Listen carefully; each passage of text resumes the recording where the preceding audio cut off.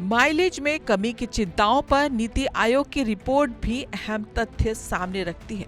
Report के अनुसार विभिन्न वाहनों पर किए गए व्यापक परीक्षणों में ईंधन दक्षता में औसतन 6% तक की गिरावट दर्ज की गई है। हालांकि ये कमी हर वाहन मॉडल, इंजन क्षमता और ड्राइविंग स्थिति पर भी निर्भर करती है। सरकार ने साफ कहा है कि 30% माइलेज कम होने का दावा गलत है और वाहन मालिकों को परेशान होने की कोई जरूरत नहीं है।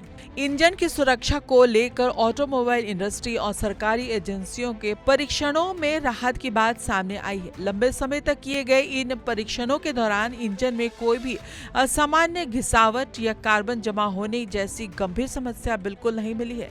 वाहन गर्म और ठंडे दोनों ही मौसमों में पूरी तरह सामान्य रूप से स्टार्ट हुए हैं।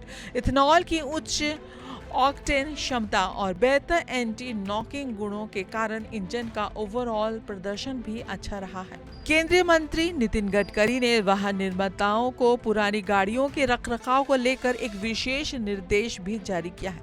पुरानी कारों में E20 पेट्रोल के इस्तेमाल के दौरान कुछ रबर वॉशर या सील बदलने की जरूरत पड़ सकती है। इसके लिए कार कंपनियों से कहा गया है कि वे सर्विसिंग के दौरान ग्राहकों से बिना कोई अतिरिक्त शुल्क लिए इन पार्ट्स को मुफ्त में बदले।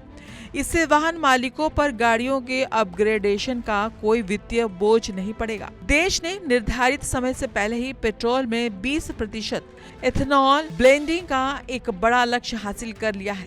इस महत्वाकांक्षी नीति का मुख्य उद्देश्य विदेशों से महंगे कच्चे तेल के आयात को कम करना और देश के मूल्यवान विदेशी मुद्रा की बचत करना है। इसके साथ ही कृषि उत्पाद से इथेनॉल का उत्पादन बढ़ने से किसानों की आय में भी भारी बढ़ोतरी होगी और कार्बन उत्सर्जन में कमी आने से पर्यावरण को बड़ा लाभ मिलेगा।